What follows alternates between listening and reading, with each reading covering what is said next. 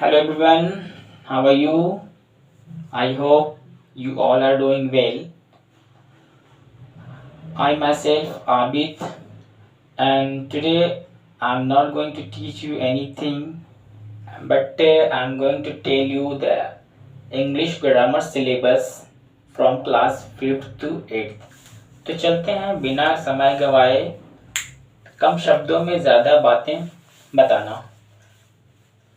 आप ऊपर देख रहे हैं इंग्लिश ग्रामर सिलेबस डिस्कशन। आज मैं सिलेबस के ऊपर ही डिस्कस करने वाला हूँ। आज मैं कुछ पढ़ा नहीं रहा हूँ, बस आपको जानना है कि हमें कौन कौन से टॉपिक्स पढ़ना है, कौन कौन से टॉपिक्स नहीं पढ़ना है। तो क्लास 5th में क्या पढ़नी है, क्लास 6th में क्या पढ़नी है, क्लास 7th में क्या पढ़नी है और क्लास 8th में क्या पढ़नी है। और ये टॉपिक्स मैंने आपके सामने रखा है 1 से लेकर के 16 टॉपिक्स है, और ये 16 टॉपिक्स को आप एक बार ओवरव्यू देख लें क्या क्या है।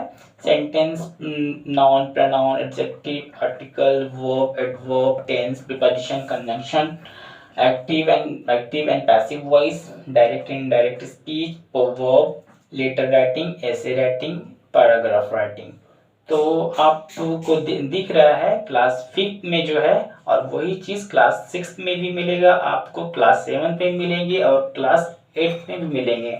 सिर्फ फर्क आपको ये दिखेगा, दिखेगा कि आपको ना उसके लेवल जो है वो हाई होता जाएगा, एडवांस लेवल के आता जाएंगे। जो चीज आप देख रहे हैं क्लास 5th में सेंटेंस टू सेंटेंस, तो आपको क्लास 6 में पढ़ने हैं, क्लास 7th में पढ़ने हैं और क्लास 8th में भी पढ़ने हैं।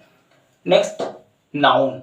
तो नाउन के बारे हम सब लोग पता है कि नाउन क्या होता है, ठीक है ना। और ये आप देख रहे हैं, गौर से देखेंगे, noun, pronoun, adjective, verb, adverb, preposition, conjunction, this all are the parts of speech. अगर आप पार्ट्स ऑफ स्पीच पढ़े होंगे तो आपको पता होगा कि नाउन क्या है, प्रोनाउन क्या है, वर्ब क्या है, एडवर्ब क्या है, प्रीपोजिशन क्या है, कंजंक्शन क्या है, इंट्रोडक्शन, है ना। तो मैं पढ़ नहीं रहा हूँ यहाँ पे, सिर्फ मैं ओवरव्यू दे रहा हूँ आपको कि 5th में क्या पढ़नी है, 6th में क्या पढ़नी है, 7th में क्या पढ़नी है और 8th में क्या पढ़नी है, ठीक है ना।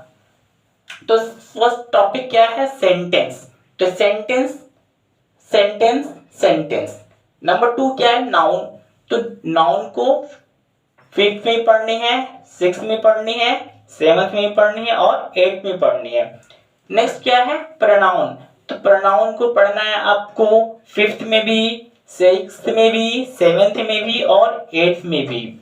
Next topic is adjective. You have to study the adjective in class 5th, class 6th, class 7th and as well as in class 8th. Next topic is what? Article. Article क्या है? A and the. These all are the articles which you have to study in class 5th, class 6th, class 7th and as well as in class 8th. Next topic is what? Article. Article we have discussed about articles. Next, verb. तो आपको verb के बारे में पढ़नी है class 5th में भी, class 6th में भी, बट क्लास 7th में मुझे ये नहीं दिख रहा। आई थिंक क्लास 1 2 3 4 5 6 नहीं, क्लास 7th में आपको वर्ब नहीं पढ़नी है।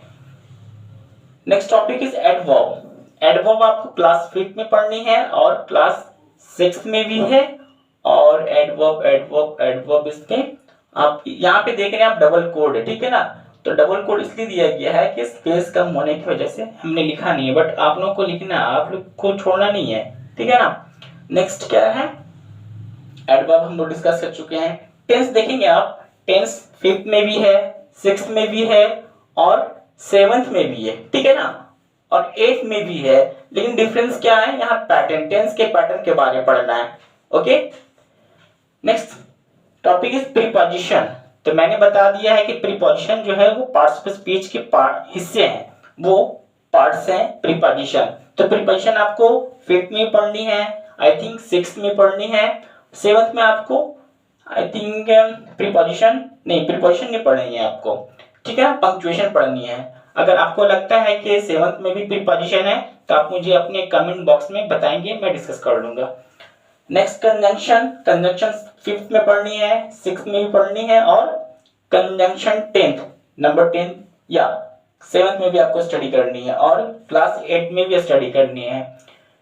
Next active and passive voice, आपको पता है एक्टिव एंड पैसिव वॉइस के बारे में? अगर नहीं पता है तो मैं डिस्कस करूंगा क्लास वाइज, आपको बताऊंगा कि एक्टिव पैसिव वॉइस क्या होते हैं, ठीक है ना। एक्टिव एंड पैसिव वॉइस आपको इसमें भी स्टडी करनी है, 5th में भी और 6th में भी पढ़नी है, 8th में भी पढ़नी है। Okay, next 12th direct and indirect speech, तो आपको 5th में भी स्टडी करनी है, 6th में भी स्टडी करनी है, और 7th में भी, और एज वेल एज क्लास 8 में भी आपको डायरेक्ट इनडायरेक्ट स्पीच पढ़ना है, ठीक है ना। नेक्स्ट प्रोवर्ब, प्रोवर्ब आपको पता है ना, पुरानी कहावतें, ठीक है, जैसी करनी वैसी भरनी, like that we have to learn this, there is no any rules in proverbs, we have to learn this proverbs. Okay, proverbs 8th में भी पढ़नी है, क्लास आपको 6th में पढ़नी है, 7th में पढ़नी है, एंड 13 नहीं, ये क्लास 8 में प्रोवर्ब नहीं पढ़नी है। Okay, next topic is letter writing, तो लेटर राइटिंग आपको 5th में पढ़नी है, 6th में पढ़नी है, 7th में पढ़नी है, और 8th में पढ़नी है। सिर्फ क्या होंगे ना, इसके जो है लेवल हाई, एडवांस लेवल पे जाएंगे। इसमें क्या है कि इससे ये थोड़ा हाई रहेंगे एडवांस लेवल के, फिर इससे ये थोड़ा एडवांस लेवल के रहेंगे, ठीक है ना। फिर क्लास 8 में क्या होगा, ये फिर एडवांस लेवल के आ जाएंगे आपको।